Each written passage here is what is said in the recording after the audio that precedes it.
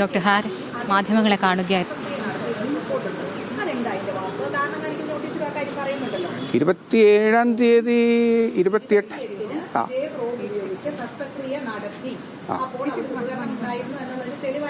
അത് അതിന്റെ ആ പ്രോബ് ഉപയോഗിച്ചിട്ടല്ല ആ പ്രോബ് ഉപയോഗിച്ചിട്ടല്ല ചെയ്തിരിക്കുന്നത്. അതിപ്പോൾ ഞാൻ വേണമെങ്കിൽ തുറന്ന് പറയാം. അതിനകത്ത് വേറെ ഒരു ഡോക്ടറുണ്ട്, അടുത്ത് ഷാജു എന്ന് പറഞ്ഞിട്ട് ഞങ്ങളുടെ അടുത്ത് വേറൊരു ഡോക്ടറുണ്ട്. അദ്ദേഹത്തിന്റെ കൈവശം ഉണ്ടായിരുന്ന ഒരു ഉപകരണമാണ് അദ്ദേഹം ഉപയോഗിച്ചത്. നമ്മുടെ അവിടെ പല ഡോക്ടർമാരുടെയും കൈവശം സ്വന്തമായിട്ട് ഉപകരണങ്ങളുണ്ട്. അതിപ്പോൾ നമ്മൾ ഡിപ്പാർട്ട്മെന്റ് ഉപകരണങ്ങളല്ല, അത് ഡിപ്പാർട്ട്മെന്റിന്റെ അറിവിലുള്ളതല്ല, ഡിപ്പാർട്ട്മെന്റ് സ്റ്റോക്കിലുള്ളതല്ല, ബയോമെഡിക്കലിന്റെ സ്റ്റോക്കിലുള്ളതല്ല. അതിനകത്ത് നമ്മൾ എഴുതി കൊടുക്കുന്ന സ്പെസിഫിക്കേഷൻ ഒന്നും ഉള്ളതല്ല. ISOയുടെ നമ്മൾ എഴുതി കൊടുക്കുന്ന എല്ലാ ഉപകരണങ്ങൾക്കും FDA, CE, പിന്നെ ISO ഈ സ്പെസിഫിക്കേഷൻ സ്റ്റാൻഡർഡൈസേഷനുള്ള ഉപകരണങ്ങളാണ് നമ്മൾ എഴുതി കൊടുക്കുന്നത്. അതിൻ്റെ മാത്രം ആക്സസറീസ് മാത്രമാണ് നമ്മൾ ഉപയോഗിക്കുന്നത്. അതിൻ്റെ മാത്രം ആക്സസറീസ് ഉപയോഗിക്കാവൂ എന്ന് കമ്പനി പല പ്രാവശ്യം വാണിംഗ് തന്നിട്ടുണ്ട്. അതല്ലാത്ത എന്ത് ആക്സസറി ഉപയോഗിച്ചാലും നമുക്ക് ആ ഉപകരണത്തിൻ്റെ മേളിൽ യാതൊരു കേടാകുന്നതിൻ്റെ ഉത്തരവാദിത്വം അതിൻ്റെ കമ്പനിക്കില്ല എന്ന് പറഞ്ഞിട്ടുണ്ട്. ഈ ഉപകരണം എന്ന് പറയുന്നത് 27 ലക്ഷം രൂപയുടെ ഉപകരണങ്ങൾ ഇമ്പോർട്ടഡ് സാധനമാണ്. ഇതിൻ്റെ ഉപകരണത്തിൻ്റെ ഡ്യൂപ്ലിക്കേറ്റ് 1000 രൂപയ്ക്ക് ഇവിടെ കിട്ടും. 1000 രൂപയ്ക്ക് ഇവിടെ കിട്ടും. ഇതിൻ്റെ ഡ്യൂപ്ലിക്കേറ്റ് 1000 രൂപയ്ക്ക് ഇവിടെ കിട്ടും. ഈ 1000 രൂപയ്ക്ക് നമുക്ക് വേണമെങ്കിൽ ആ ഉപകരണം വാങ്ങിച്ചിട്ട് ചെയ്യാം. അതവർ ഈ പറഞ്ഞിരിക്കുന്ന EMS ലിത്തോക്ലാസിൻ്റെ അവരുടെ അധികാരികൾ അവർ പല പ്രാവശ്യം വന്ന് എനിക്ക് നേരിട്ട് വാണിംഗ് തന്നിട്ടുള്ളതാണ്. ഇതിന് എന്തെങ്കിലും ഇങ്ങനെ ഡ്യൂപ്ലിക്കേറ്റ് സാധനങ്ങൾ ഉപയോഗിച്ച് ഒരു പ്രാവശ്യം അത് ഹാങ് ആയി പോയതാണ്. പിന്നെ നമ്മൾ കമ്പനി ഹൈദരാബാദിൽ നിന്ന് എഞ്ചിനീയർ വന്ന് റിപ്പയർ ചെയ്തപ്പോൾ അവർ പറഞ്ഞു നിങ്ങൾ ഇതിനകത്ത് ഡ്യൂപ്ലിക്കേറ്റ് ഇട്ട് കഴിഞ്ഞ് ഇതിൻ്റെ സിസ്റ്റത്തിന് റീഡ് ചെയ്യാൻ പറ്റും, അത് നിങ്ങൾ എന്ത് ചെയ്താലും കണ്ടുപിടിക്കാൻ പറ്റും എന്നുള്ളതറിയാം. ഇപ്പോൾ ഇവിടെ പല കമ്പനിക്കാരും അതിനകത്ത് 1000 രൂപ ഡ്യൂപ്ലിക്കേറ്റ് ഇറക്കുന്നുണ്ട്. നമുക്ക് 1000 രൂപയ്ക്ക് അത് അദ്ദേഹത്തിന്റെ കൈവശം ഉള്ളതായിരിക്കും. പുള്ളിയുടെ സ്വന്തം ഉപകരണമാണ് അത്. ഇപ്പോഴും ആ ഡിപ്പാർട്ട്മെന്റിൽ ഇപ്പോഴും മാറ്റമൊന്നും വന്നിട്ടില്ല. ഏതിന്റെ ആവശ്യക്കാർ? അതായത് ഇപ്പോഴും ഉപകരണങ്ങൾ കിട്ടുന്നുണ്ട്. ഉപകരണങ്ങൾക്ക് ശേഷം പ്രോബ് നമ്മൾ 3 മാസം വെയിറ്റ് ചെയ്തിരുന്ന പ്രോബ് വിതിൻ 24 hours എത്തി.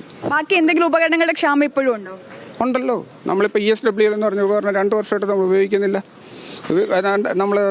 ഞാനത് മെമ്മോയിൽ അദ്ദേഹത്തിന് സൂചിപ്പിക്കുന്നുണ്ട്. നമ്മളത് 10 വർഷവും ഏതാണ്ട് 3900-4000 രോഗികൾക്ക് ഉപയോഗിച്ചിട്ടുണ്ട്. അത്ര രോഗികൾക്ക് അപ്പോൾ ESWL ഉപയോഗിക്കേണ്ടതാണ്.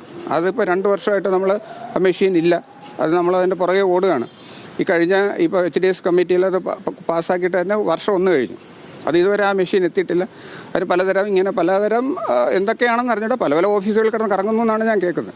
ഡോക്ടറെക്കാളും വളരെ ഉന്നതരായ 4 ഉദ്യോഗസ്ഥരുടെ ഒരു സംഘം തിരുവനന്തപുരം മെഡിക്കൽ കോളേജിലെ പ്രധാനപ്പെട്ട ആളുകളുടെ എല്ലാം അവരിൽ നിന്നെല്ലാം വിവരം ശേഖരിച്ച ശേഷമാണ് റിപ്പോർട്ട് തയ്യാറാക്കിയത്. അത് മന്ത്രിക്ക് കൊടുത്തത്. അതിന്റെ അടിസ്ഥാനത്തിലാണ് ഈ കത്ത്. അപ്പോൾ ഈ അവിടെ ഉണ്ടായിരുന്ന മറ്റു ഡോക്ടർമാരെല്ലാം കാര്യങ്ങൾ പറഞ്ഞുകൂടി ആയിരിക്കുമല്ലോ.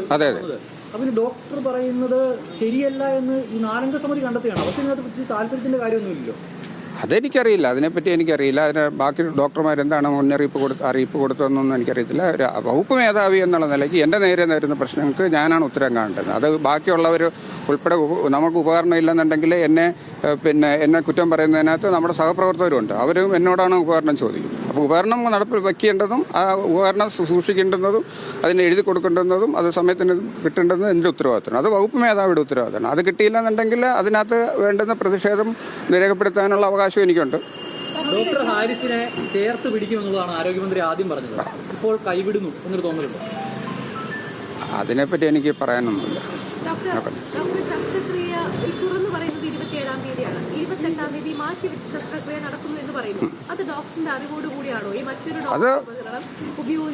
അതെന്റെ അറിവോടുകൂടിയൊന്നുമല്ല. അത് നമ്മൾ പല ഡിപ്പാർട്ട്മെന്റാണ്, 3 യൂണിറ്റുകളാണ്. ആ ഒരു യൂണിറ്റിൽ നടക്കുന്ന കാര്യങ്ങൾ മറ്റേ യൂണിറ്റിനെ പറ്റി യാതൊരു ധാരണയില്ല.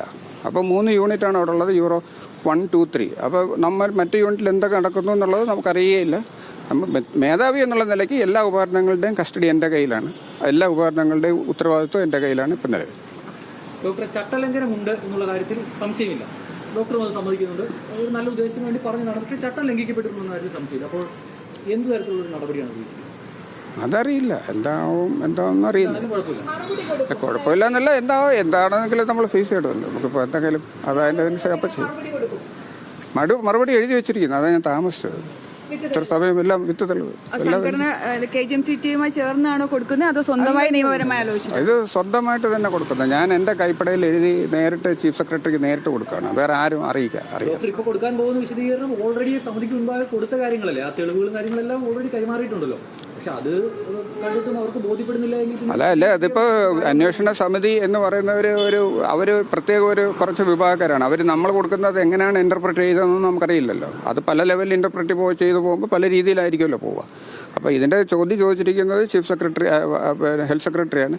അപ്പോൾ അദ്ദേഹത്തിന് തന്നെ എൻ്റെ മറുപടി നേരിട്ട് കൊടുക്കുകയാണ്.